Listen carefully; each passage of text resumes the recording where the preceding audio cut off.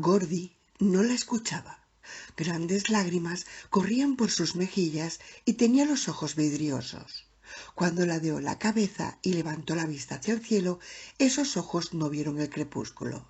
Aparentemente, lo que contemplaron fue una gran avenida celestial por la que pronto descenderían en sus carros de fuego los arcángeles y las almas benditas del paraíso. Bryce consideró que el muchacho no estaba en condiciones para que se le confiara un arma cargada. Abrió la funda de su revólver y se apoderó del arma. El agente no pareció darse cuenta de ello. El comisario advirtió que el incoherente soliloquio de Gordy había afectado profundamente a Liza. La muchacha parecía haber recibido un golpe muy duro. Se la veía confusa y aturdida. Vamos, vamos, le dijo. Esto no es el fin del mundo. Nada de juicios finales. Lo único que sucede es que Gordy está perturbado. Vamos a salir con bien de esta. ¿Me crees, verdad, Liza? Podrás mantener esa preciosa carita tuya bien alta. ¿Serás capaz de aguantar el tipo y ser valiente un rato más? La muchacha no respondió inmediatamente. Durante unos instantes rebuscó en su interior hasta encontrar una última reserva de energía y de valor. Entonces asintió con la cabeza. Incluso logró esbozar una ligera sonrisa vacilante. «Chica, eres sensacional», dijo Bryce. «Te pareces muchísimo a tu hermana mayor». Liza dirigió una mirada a Jenny y luego volvió de nuevo a los ojos del comisario. «Y tú eres un comisario sensacional», respondió. Bryce se preguntó si su sonrisa sería tan insegura como la de Liza.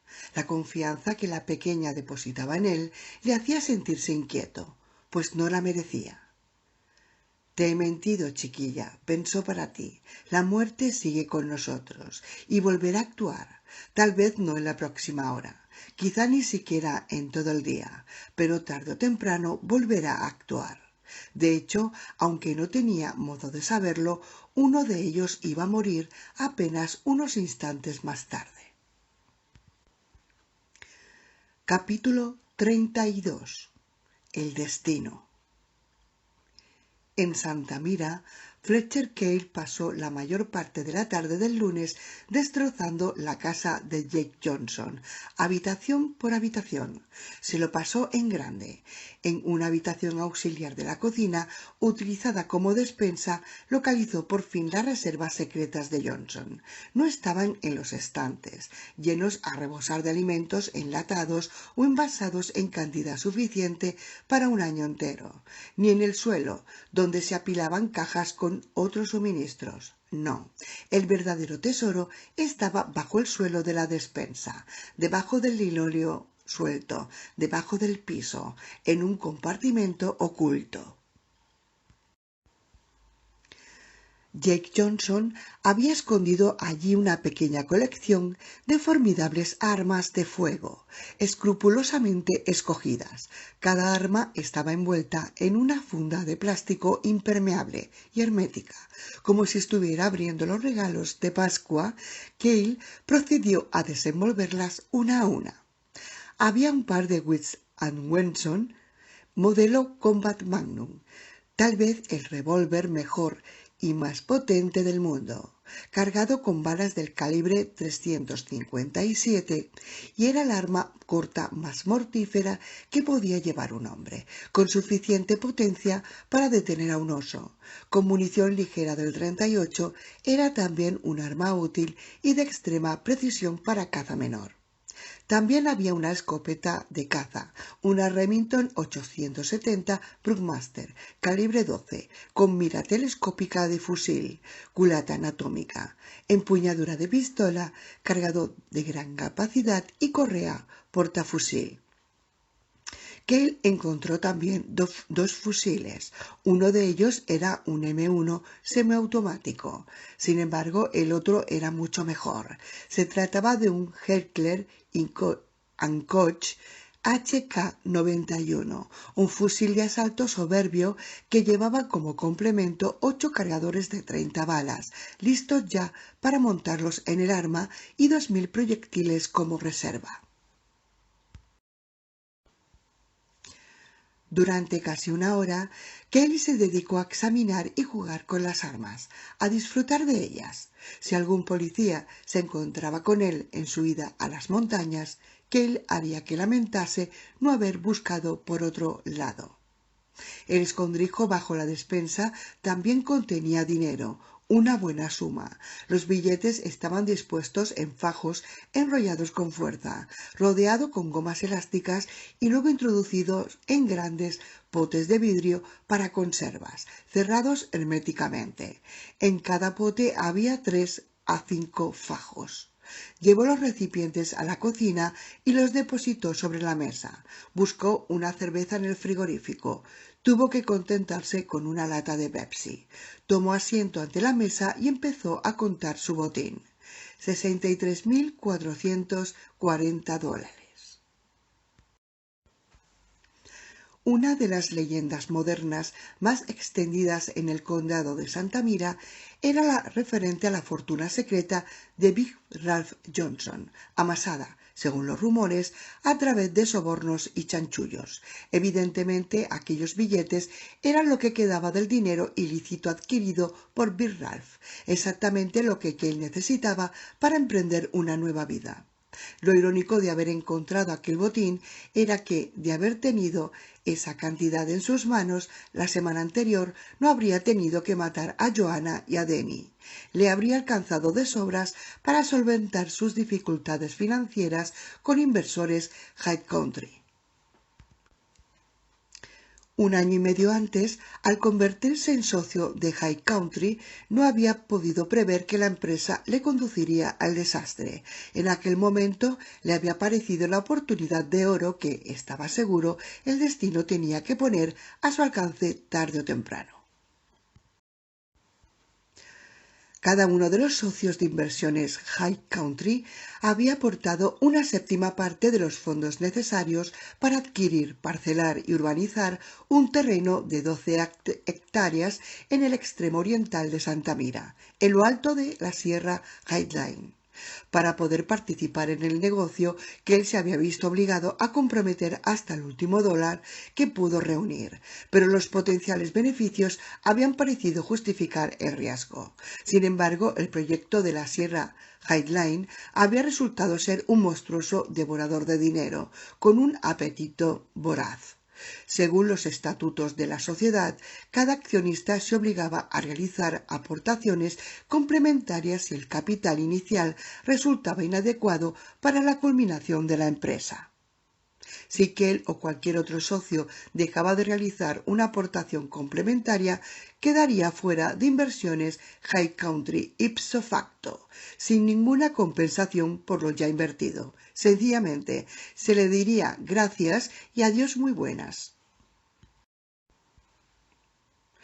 A continuación, los socios restantes deberían comprometerse a adquirir la participación del ausente a partes iguales y repartirse equitativamente la aportación complementaria de éste. Se trataba de un tipo de contrato que facilitaba la financiación del proyecto, atrayendo, por lo general, solo a los inversores con una gran liquidez, pero también exigía un estómago de hierro y unos nervios de acero. Que él no había creído que fuera precisa ninguna aportación complementaria. El capital inicial le había parecido más que adecuado, pero se equivocaba. Cuando la primera aportación extraordinaria fue establecida en $35.000 por socio, se sintió abrumado pero no vencido. Calculó que podía pedir prestados $10.000 a los padres de Joanna y que su casa era suficiente para establecer una hipoteca que facilitara otros $20.000. Los últimos $5.000 podría sacarlos de alguna parte. El único problema había sido Joanna. Desde el primer momento, ella se había mostrado reacia a su participación en la empresa. Decía que era un asunto demasiado grande para él y que debía dejar de intentar jugar al magnate de los negocios. Que él había continuado adelante a pesar de todo, y al llegar la aportación complementaria, Johanna se había recreado en su desesperación. No abiertamente, por supuesto, era demasiado lista para hacerlo. Sabía que podía representar el papel de mártir mucho mejor que el de arpía. Ni una sola vez le había venido directamente con un «ya te lo dije» o algún comentario por el estilo, pero que él podía leer la muda acusación en sus ojos y en su humillante manera de tratarle. Finalmente, Kate le había hablado de la refinanciación de la casa y del préstamo que tenía intención de pedir a sus padres. No había resultado fácil. Cuando habló con sus suegros, sonrió y asintió a sus hipócritas consejos y a sus mezquinas críticas, pero se prometió a sí mismo que algún día les restregaría a todos las narices con la misma mierda que ahora le estaban volcando encima. Cuando diera el gran golpe con inversiones High Country, haría que todos se arrastraran ante él. Johanna sobre todo. Entonces, para su consternación, que él se había encontrado con la espada de Damocles de una nueva aportación de capital. Esta vez eran $40,000. También habría podido afrontar aquella obligación si Johanna hubiera deseado sinceramente que triunfara. Su mujer habría podido utilizar el fondo fiduciario para respaldarle. Cuando la abuela de Johanna había muerto, 5 meses después del nacimiento de Denny, había dejado casi la mitad de sus propiedades, $50,000, en herencia a su único bisnieto. Johanna fue nombrada administradora principal de la herencia. Así pues, cuando llegó la segunda aportación complementaria de capital a la empresa, Johanna habría podido sacar los 40,000 de la herencia y utilizarlos en la sociedad. Sin embargo, Johanna se había negado. ¿Y si más adelante es necesaria otra cantidad más?, le había dicho cuando trataron el tema. Lo perderías todo, Fletch, todo, y Denny perdería también la mayor parte de su herencia. Cale había intentado demostrarle que no habría una tercera vez, pero naturalmente ella no había querido escucharle porque en el fondo no quería verle triunfar, porque quería verle perder hasta la camisa para humillarle, porque quería arruinarle, verle fracasar. Por eso a Fletcher Cale no le había quedado más opción que matarlos a los dos, a ella y a Denny. Según estaba redactada la herencia, el fideicomiso se disolvería si Denny moría antes de cumplir los 21. El dinero, deducidos los impuestos, pasaría a propiedad de Johanna, y si ésta moría, todos los fondos pasaban a su esposo. Así estaba redactado el testamento de la anciana. Por tanto, si se libraba de los dos, la cantidad total de la herencia, más otros $20,000 procedentes del seguro de vida de Johanna, pasaría directamente a sus manos. La muy cerda no le había dejado otra opción. No era culpa suya si ahora estaba muerta. En realidad, ella misma se lo había buscado. Había puesto las cosas de tal manera que no le había dejado otra salida. Cale sonrió al recordar la expresión de Johanna cuando había visto el cuerpo del niño y cuando la había visto apuntarla con el arma. Ahora, sentado ante la mesa de la cocina de la casa de Jake Johnson, Cale contempló de nuevo los fajos de billetes y su sonrisa se hizo todavía más ancha. $63,440. Apenas unas horas antes se encontraba en la cárcel, prácticamente sin $1 y pendiente de un juicio que podía conducirle a una sentencia de muerte. Cualquiera en un lugar se había quedado paralizado de desesperación. En cambio, Fletcher Cale no se había dado por vencido. Sabía que estaba destinado a grandes cosas y aquí estaba la demostración. En un plazo increíblemente breve, había pasado de la cárcel a la libertad, de la penuria a una bolsa de $63,440. Ahora tenía dinero, armas, medio de transporte y un escondite seguro en las montañas vecinas. Por fin lo había conseguido. Capítulo 33. Fantasmas. Será mejor que volvamos al hotel, dijo Bryce. En menos de un cuarto de hora la noche se adueñaría del pueblo. Las sombras crecían con rapidez cancerosa, rezumando de los escondrijos donde había pasado el día dormidas. Se extendían las unas hacia las otras, formando charcos de oscuridad. El cielo estaba pintado de colores carnavalescos, anaranjado, rojo, amarillo, púrpura, pero solo iluminaba débilmente las calles de Snowfield. El grupo salió del laboratorio móvil donde acababan de tener una conversación con aquello a través del ordenador y se encaminaron hacia la esquina de la calle en el momento en que las farolas se encendían. En el mismo instante, Bryce escuchó algo, un gañido, un maullido y luego un ladrido. Todo el grupo se volvió al unísono. Detrás de ellos, un perro se acercaba cojeando por la acera, a la altura del remolque, tratando con esfuerzo de acortar la distancia que le separaba del grupo. Era un fox terrier, parecía tener rota la pata delantera izquierda y la lengua le colgaba de la boca abierta. Tenía el pelaje lacio y enredado, ofreciendo un aspecto desaliñado, vapuleado. Dio un nuevo paso adelante trabajosamente, se detuvo a lamer la pata herida y lanzó un gemido lastimero. Bryce quedó paralizado ante la súbita aparición del perro. Aquel era el primer superviviente que habían encontrado. No estaba en muy buena forma, pero estaba vivo. Sin embargo, ¿por qué estaba vivo? ¿Qué había de especial en aquel perro que se había salvado cuando todos los demás habían muerto? Si lograban descubrirlo, tal vez pudiera servirles para salvarse ellos también. Gordy fue el primero en reaccionar. La presencia del fox terrier herido le afectó más que a ningún otro miembro del grupo.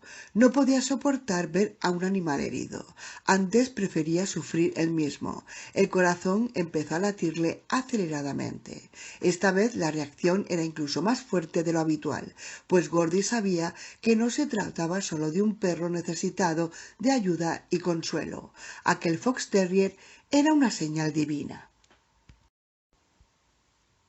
Sí, una señal de que Dios le concedía a Gordon Brogan una oportunidad más de aceptar su don. Gordy tenía la misma facilidad con los animales que San Francisco de Asís y no debía desdeñar ese don ni tomarlo a la ligera. Si se volvía de nuevo la espalda al regalo que Dios le había concedido, como ya hiciera en otra ocasión, esta vez sería condenado sin remisión. En cambio, si optaba por socorrer al perro, los ojos de Gordy se llenaron de lágrimas y éstas corrieron por sus mejillas, lágrimas de alivio y de felicidad. Se sentía abrumado por la misericordia divina. No tuvo ninguna duda de lo que debía hacer y echó a andar hacia el fox terrier, que estaba a menos de 10 metros de él. Al principio, Jenny se quedó atónita al ver al perro. Lo contempló detenidamente. Y luego una alegría impetuosa empezó a crecer en su interior. De alguna manera la vida había triunfado sobre la muerte. Después de todo, aquel ser no había acabado con todos los seres vivientes de Snowfield. El fox terrier, que se había tendido en el suelo con aire fatigado cuando Gordy empezó a acercarse a él, había sobrevivido. Eso significaba que tal vez ellos también podrían conseguir abandonar el pueblo con vida. Y luego recordó la mariposa nocturna. El insecto también era un ser vivo, pero no había mostrado intenciones amistosas, y el cadáver reanimado de Stu Wargel. Allí en la acera, al borde de las sombras, el perro apoyó la cabeza en el pavimento y soltó un gemido, suplicando ayuda y consuelo. Gordy se le acercó, se agachó a su lado y le habló en tono cariñoso y estimulante. «No tengas miedo, muchacho. Tranquilo. Calma, calma. Eres un perro muy bonito. Todo se arreglará, muchacho. Todo se arreglará. Tranquilo». El horror se apoderó de Jenny. Abrió la boca para gritar, pero otras voces se le adelantaron. —¡Gordy, no! —aulló Liza. —¡Vuelve! —gritó Bryce, al unísono con Frank Autry. —¡Aléjate de él, Gordy! —exclamó tal Whitman. Pero Gordy no parecía oírles. Cuando Gordy se agachó junto al animal, éste alzó el hocico del suelo, levantó su cabeza cuadrada y emitió unos sonidos suaves, zalameros. Era un buen ejemplar, con la pata curada, un buen tamaño y un cepillado a fondo del pelaje tendría un aspecto estupendo. Extendió una mano hacia el perro.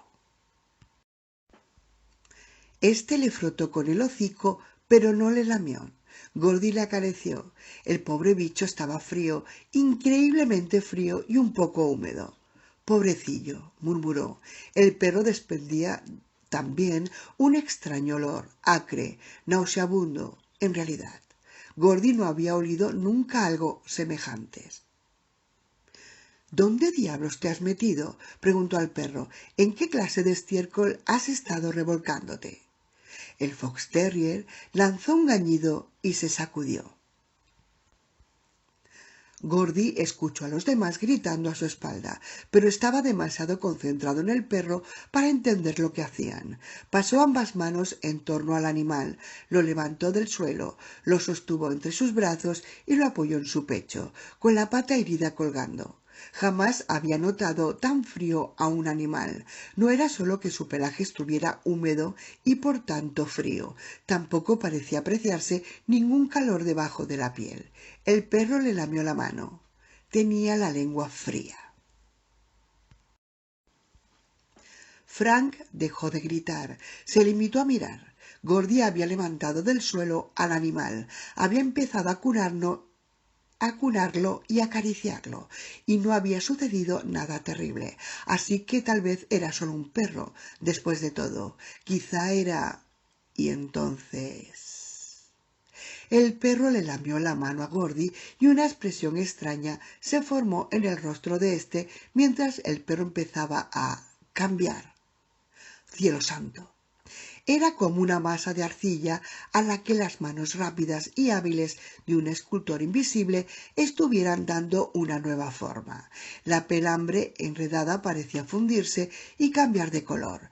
Luego la textura cambió también hasta parecerse más que a otra cosa a una superficie escamosa, de escamas verduzcas. La cabeza del animal empezó a encogerse en el interior del cuerpo, que ya no era realmente tal cuerpo, sino una cosa informe, una masa de tejido que se retorcía y se agitaba. Sus patas se acortaron y se hicieron más gruesas hasta confundirse con el resto de la masa. Todo esto sucedió en apenas 5 o 6 segundos, y entonces... Gordy contempló, conmocionado, la cosa que tenía en sus brazos, una cabeza de reptil con unos perversos colmillos amarillentos. Empezó a tomar forma de la masa amorfa en que había degenerado el perro. La boca del lagarto apareció de aquel tejido viscoso y de su interior surgió una lengua bífida entre incontables dientecillos puntiagudos. Gordy intentó desprenderse de aquello, pero la cosa permaneció pegada a él. Dios santo, se le había adherido como si hubiera tomado una nueva forma en torno a sus brazos y sus manos, como si éstas estuvieran ahora dentro de la masa.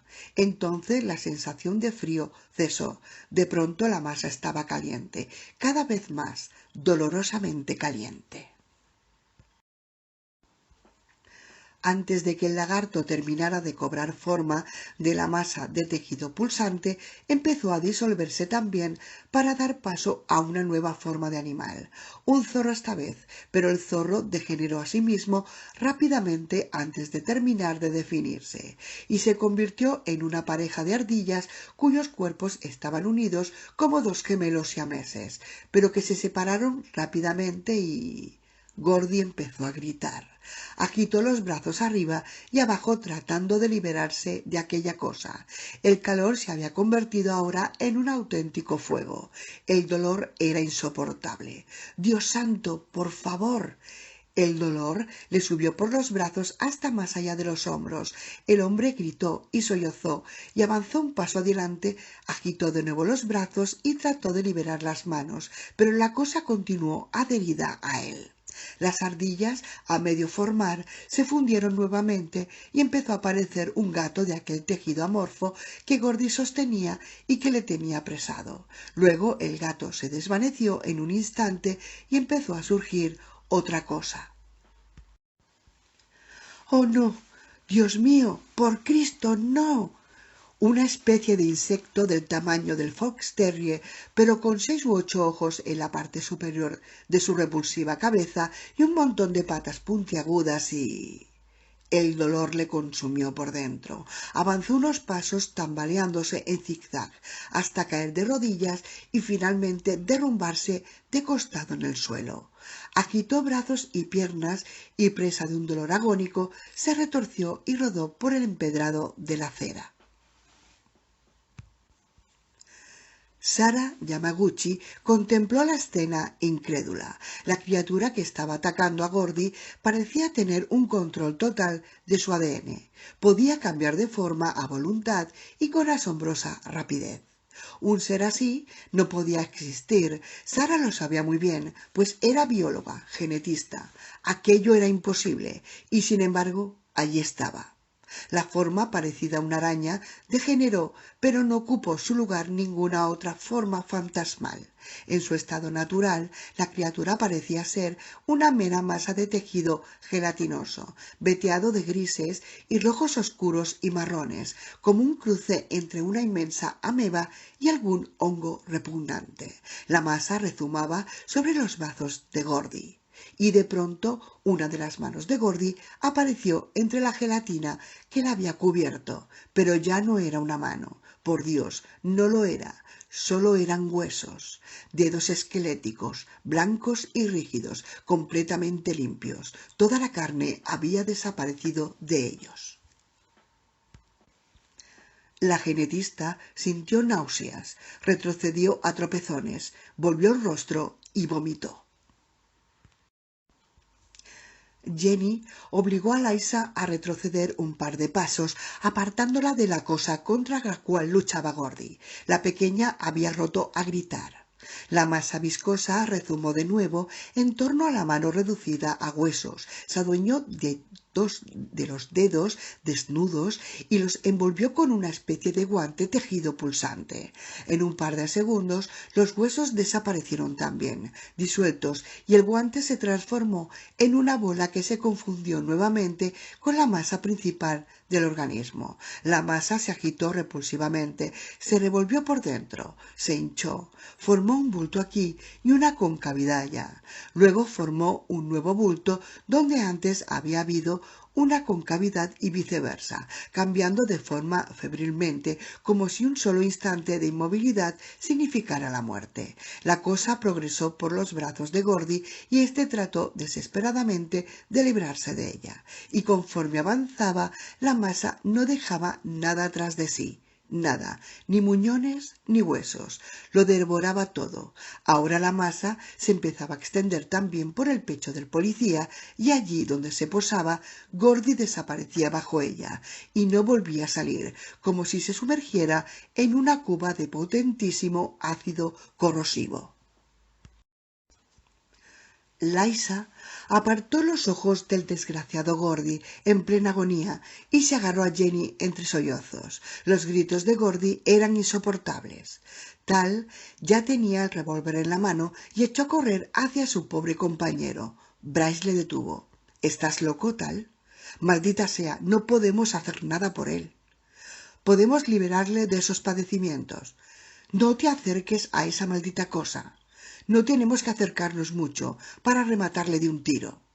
A cada segundo que transcurría, los chillidos de Gordy sonaban más torturados. Ahora sus gritos eran de súplica a Dios. Sus talones patalearon sobre el pavimento, su espalda se arqueó y toda la parte visible de su cuerpo vibró de tensión mientras intentaba librarse del peso cada vez mayor de su espantoso agresor. Bryce frunció el ceño. —Está bien —dijo por fin—. ¡Deprisa! Los 2 hombres se aproximaron un poco más a su torturado y agonizante compañero y abrieron fuego. Varios proyectiles se incrustaron en él. Los gritos cesaron. Tal y Bryce retrocedieron apresuradamente e intentaron acabar con la cosa que estaba devorando a Gordy. Sabían que las balas no le afectaban y empezaban a entender por qué. Los proyectiles matan al destruir órganos vitales o vasos sanguíneos esenciales. Sin embargo, según todas las apariencias, aquel ser carecía de órganos y de un sistema circulatorio convencional. Tampoco tenía esqueleto, parecía una masa de protoplasma indiferenciado, aunque extremadamente sofisticado. Una bala podía desgarrar aquella masa, pero la asombrosa maleabilidad de ésta hacía que rellenara el canal abierto por el proyectil y la posible herida desaparecía al instante. La criatura continuó dando cuenta de Gordy con renovada voracidad, frenéticamente y en silencio. En cuestión de segundos no quedó el menor rastro de Gordy. Había dejado de existir. Solo seguía visible la masa informe y cambiante, más grande ahora que cuando había adoptado la forma de Fox Terrier, mayor incluso que Gordy, cuya sustancia acababa de ingerir. Tal y Bryce regresaron junto a los demás, pero no echaron a correr hacia el hotel. Mientras la luz crepuscular quedaba ahogada lentamente bajo el manto de la oscuridad nocturna, el grupo permaneció inmóvil contemplando la criatura ameboide posada en la acera, que empezó a adoptar una nueva forma. En apenas unos segundos, todo el protoplasma informe quedó moldeado como un lobo gris, enorme y amenazador, que echó la cabeza hacia atrás y lanzó un aullido al cielo. Entonces su cara cambió y algunas de sus feroces facciones se transformaron en Tal Whitman. Pudo apreciar unos rasgos humanos que intentaban imponerse bajo la imagen del lobo. Unos ojos humanos reemplazaron a los del animal y surgió también parte de una barbilla humana. ¿Eran los ojos de Gordy? ¿Era su barbilla? La metamorfosis licantrópica duró apenas unos segundos. Después los rasgos de la criatura retomaron la forma lobuna. Un hombre lobo, pensó Tal. Sin embargo, comprendió que no se trataba de nada parecido. Aquella forma no era nada. La identidad lobuna, pero real y atemorizadora, que aparecía era tan falsa como todas las formas anteriores. Durante unos instantes el animal permaneció donde estaba, vuelto hacia ellos y enseñando sus dientes enormes y perversamente afilados. Su tamaño era superior al de cualquier lobo que hubiera recorrido jamás las planicies y los bosques de este mundo. En sus ojos se reflejó como dos llamaradas el color entre fangoso y sanguinolento del crepúsculo. «Está a punto de atacarnos», reflexionó Tal. Sin pensarlo disparó. Las balas penetraron en el animal, pero éste no pareció recibir ninguna herida, ni derramó una gota de sangre, ni dio muestras de dolor.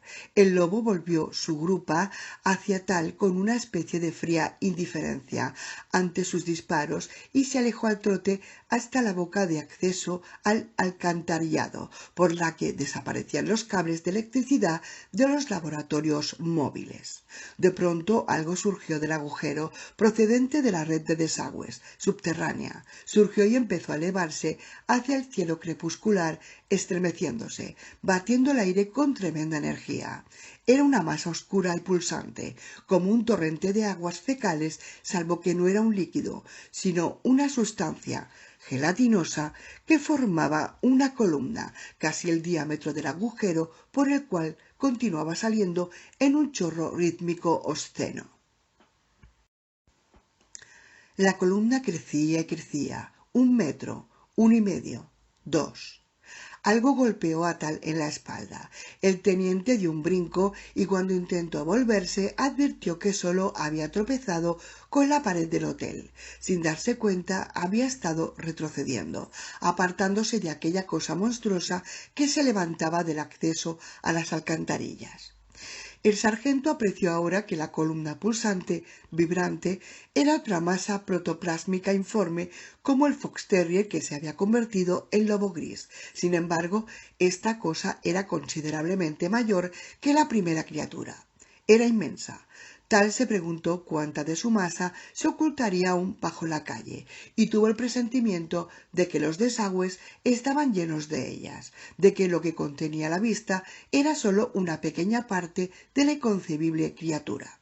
Cuando ésta alcanzó una altura superior a los 3 metros, dejó de elevarse y empezó a cambiar.